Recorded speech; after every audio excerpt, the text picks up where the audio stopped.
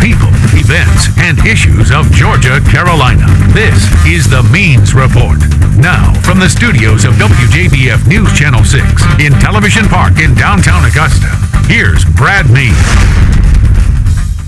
Hello, everybody, and welcome to the Means Report. So happy to have you with us. And let me just say right off the bat that as you spend your Sunday with us, we don't like preemptions, but we can't help them. Means Report fans will know that the past couple of weeks, ABC programming takes priority, and they have had their shows running during our time slots. So, to the TMR faithful, we appreciate you returning to your television sets this Sunday, and we apologize for those preemptions. They can't be helped. We'll try to limit them, make sure that we're running new episodes for you every Sunday right here, because we are grateful for your viewership here on News Channel 6. We have a busy show today. It's been worth the wait, if you will, for the past couple of weeks because there's been some big things going on. First of all, the South Carolina General Assembly extremely hard at work trying to get a budget passed in the face of staggering reductions while serving the taxpayers. We're going to hear from Aiken County Representative Roland Smith. He's been kind enough to join us right here on the set to give us the latest information from Columbia and tell you what to expect in the coming months. Also ahead, a huge week for the Richmond County Sheriff's Office, along with their state and federal counterparts, as they made a massive gun, drug, and suspect bust, Operation Fox Hunt. Scott Peebles taking a break from his insane week to be here, a captain with the Sheriff's Office, and tell us how it all went down. A fascinating look into undercover police work. But first, the goings-on politically in Columbia. We had a special visitor in Aiken County this week, Nikki Haley, the governor herself, coming down, doing a town hall stop to update voters on what's happening in our state capital. With more on that, here's Kate Rayner. It was a big night in Aiken as Governor Nikki Haley took questions from a packed crowd at the City Conference Center. She covered a variety of topics from affordable education. There is no rhyme or reason as to how we fund a college or university. That's all going to change. To questions about recycling laws. It would be better to let them recycle voluntarily. After it was all over, we wanted to know how rural hospitals will be affected by Medicaid cuts. Every other state is handling Medicaid because they have the flexibility of their director to negotiate the costs out of the system. We are now trying to make sure that we step up with the rest of the country. If homes have to take cuts, if businesses have to take cuts, if we're seeing cuts in government, we can't say that hospitals are exempt from that. Specifically, the Bamberg Hospital. I'm from Bamberg, and our goal is to strengthen our rural hospitals, but the only way we can do that is to reduce the cost of health care and focus in on the eligibility requirements of Medicaid. So what you're going to see this HHS director do is not just slash and burn. He's actually going to go and look into the different areas of South Carolina and negotiate and see what we need to do and actually put more focus on communities. It's a win-win all the way around. Kate Rayner reporting. So what can we expect as we go forward in South Carolina? What can taxpayers look for as we all try to save money? Roland Smith is the Aiken County representative. He's been serving this area for a long time. He's been kind enough to come back to the Means Report, and every time you come into Channel 6, I'm grateful because no matter how long you've been serving, Representative Smith, you stay so busy and you always stay so accessible to the voters and to us, and we appreciate that. Thank you very much. I think that's the key to representing people, being available to for them when they need you. And it's been a great pleasure. It's my 23rd year in the South Carolina General Assembly. Prior to that, I had 6 years on the Aiken County Board of Education. Well, I think that this is a good opportunity to talk about communication and tell the viewers how it's been going with Governor Nikki Haley. As somebody who's trying to get things done in the State House, having that open line with the governor is key. How's that going so far? I think it's going great. I've been very impressed with the openness and the opportunity to have the communications with the governor's office. I serve on the House Ways and Means Committee, and I have about 16 agencies that comes under our committee. And she has had open communication with us prior to beginning the discussion on the budget, during the discussion on the budget, and I'm sure we'll be having some discussion even after that, because we will have to have a conference committee between the House and Senate more than likely.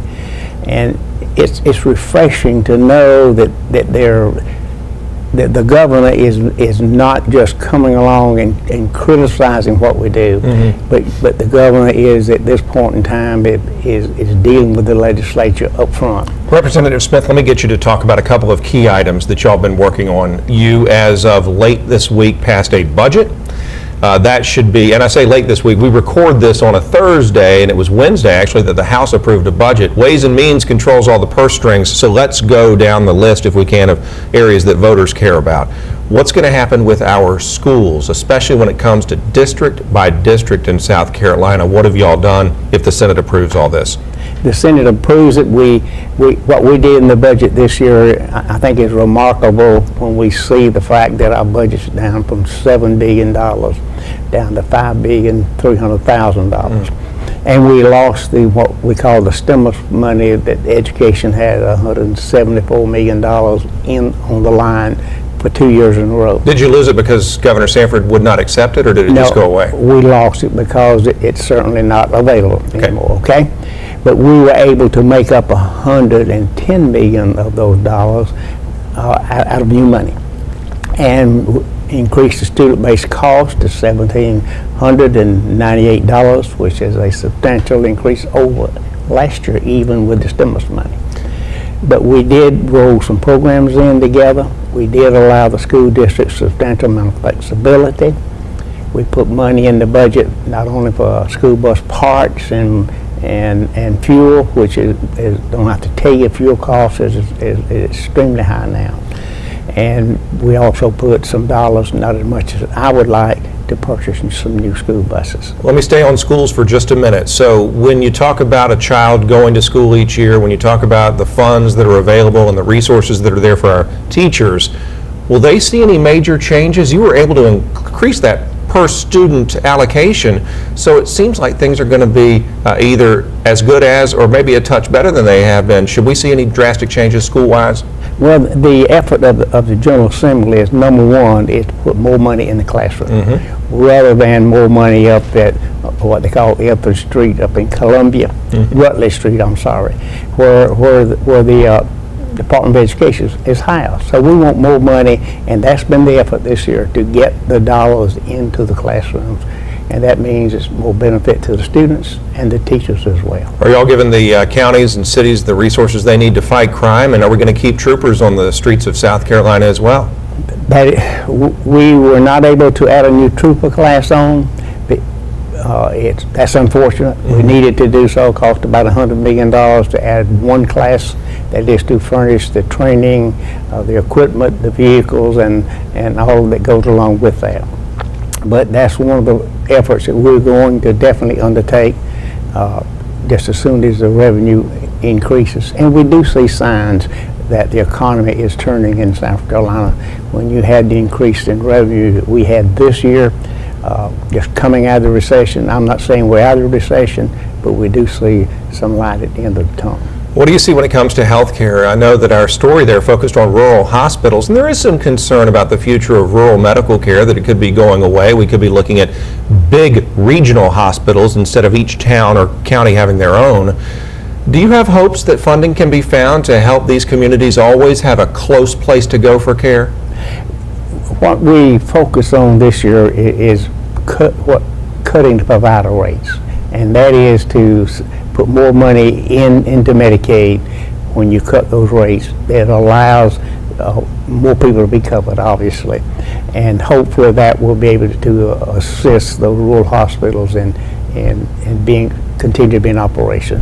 And the clip I saw a few moments ago, it focused kind of on the Bamberg Hospital, and that's where the governor was raised. I think she was born in Bamberg, and there's no way that we intend to allow the Bamberg Hospital to be closed if there's any way possible for us to have the funds that's available there, and with the funding we did to health care, which is it's a tremendously growing section of our budget, healthcare.